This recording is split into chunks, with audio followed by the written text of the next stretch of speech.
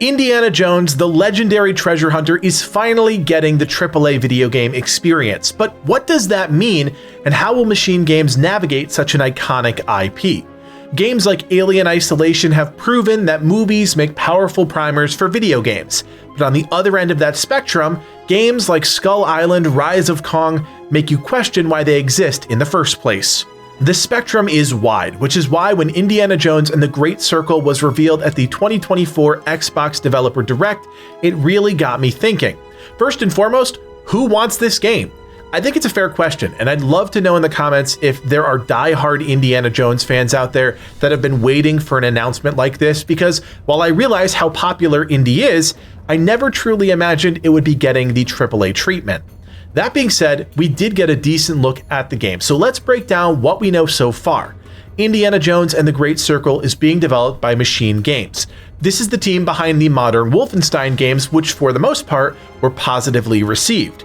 They also had a hand in some of the recent Quake games, which, if nothing else, tells us that they understand the first-person genre. It's good that the developers call this out almost immediately, because when I think Indiana Jones, my brain goes to a third-person adventure game akin to something like Uncharted or even Tomb Raider, but that's not the case here. The team said that they believe it's important to make you, the player, feel like you are at the center of the puzzles, action, and mystery, and feel like each action you take is your own. I buy into that, and honestly, it's a departure from expectations, which always makes for an interesting experience, at least initially. Based on the 3-minute trailer, the team packed in a lot of action, and trying to synthesize that, I think you can say the Indiana Jones experience will break down into a few different buckets. First and foremost, there's a lot of Nazi punching, and quite honestly, I am all for that. The more Nazi punching, the better, and if the game even has a remotely decent melee combat system, I think it could be pretty fun. What I worry about is repetitiveness. If the system ends up being punch and block and we have to do that 500 times throughout the game, that's going to get stale very quick. But if there's some variety in the action, maybe even some melee combat progression that enhances the action over the course of the game, well, that I can get behind. The fist fighting bubbles up into a larger combat system, and man, am I glad the whip is central to that action. It honestly looks like the whip is more prevalent than any other weapon, even more so than a pistol that we see Indiana use once in the trailer, and I am all about that. Using the whip to incapacitate, trip, and pull enemies is a combat mechanic we've hardly seen in video games, and while whips aren't necessarily new, they're certainly unique. This extends to the physics of the system as well, including the grappling hook style traversal we saw, which is often hit or miss. There's a fine line between smooth or clunky, and that's something you can only experience once you're actually playing the game. With Indy's whip being a core pillar of the experience, I'm hoping the team is laser focused on making it feel great, but we'll just have to wait and see.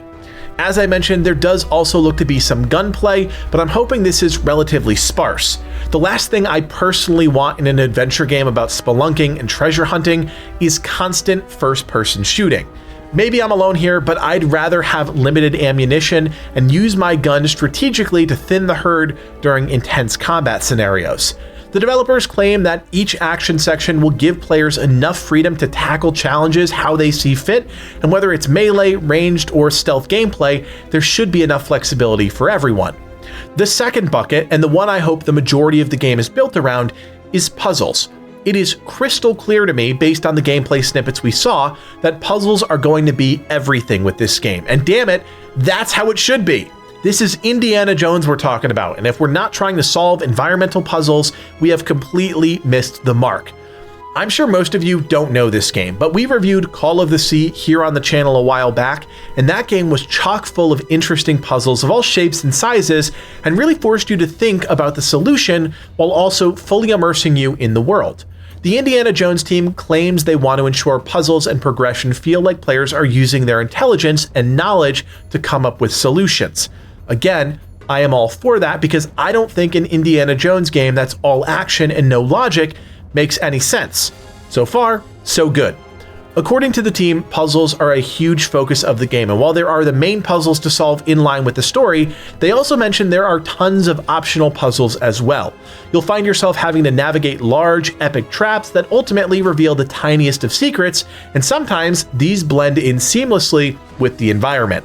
The team boasts that literally anything in front of the player could potentially be a secret. Now this sounds like marketing to me, but maybe I'm wrong, and I hope I am. If I'm being honest, we've been coddled as far as secret hunting is concerned, and there are some stellar games out there like Remnant 2 that do truly test your ability to observe the world and solve its riddles, but most modern AAA games are so afraid to do that they just end up holding your hand throughout the entire experience. Hopefully, Indiana Jones is the former, and we get to interact and explore the world on our own terms. The final element here is the story, and so far everything tracks. The game takes place between Raiders of the Lost Ark and the Last Crusade, while Indy is still relatively young. Even in the short bits of dialogue we were exposed to in the trailer, everything seems true to form. Indiana is a slightly cocky, smarmy individual that is always ready with a comeback, and the cast of supporting characters looks to be on brand if compared to the movies. There's a slimy Nazi bad guy, a lovely female counterpart, and they even brought back what appears to be Denholm Elliott's role as the comic relief museum curator Dr. Marcus Brody. Obviously, Indy is the star, but a huge part of what made the movies a success is the supporting cast. As always, it'll come down to if these characters are unique, well written, and well voiced, but it's just too early to tell at this point. In terms of the broader story, treasure hunting is a central theme, as it should be. There's a moment where Indiana talks about mankind's building of spiritual sites around the world, and that sets up the locations we'll visit as players, including the jungles and forgotten temples of Sukhothai, the deserts and pyramids of Egypt, the snowy peaks of the Himalayas, and exploration centered around major city environments. My guess is we'll be jumping around from continent to continent as the story unfolds, which is spot on to the experience captured in the movies.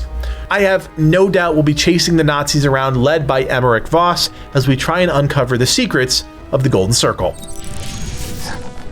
At this point, I want to bring the conversation back to the question I asked at the beginning of the video. Who wants this game? In all seriousness, after taking a bit of a deep dive with us, are you the type of person that would play Indiana Jones and the Great Circle? There's a level of reverence with the Indiana Jones name, so when the industry tries to tap into that magic, it can be dangerous. Few companies have been able to pull off the movie-to-game adaptations well. Now, I'm hopeful, I really am, but I can't help but look at this through the lens of, please don't ruin this. But really, what do you guys think? What's your perspective? And while you're there, what's been the worst movie-to-game adaptation you have played? We're definitely excited to learn more about Indiana Jones and the Great Circle, and clearly the team has some strong support behind the scenes because Todd Howard, the man behind Elder Scrolls and Starfield, has signed on as the executive producer. It'll be interesting to see how his influence shapes the game, good, bad, or otherwise, but at the end of the day, this is just our first look at the game, and while the team is eyeing a 2024 release, we all know nothing is real until launch day.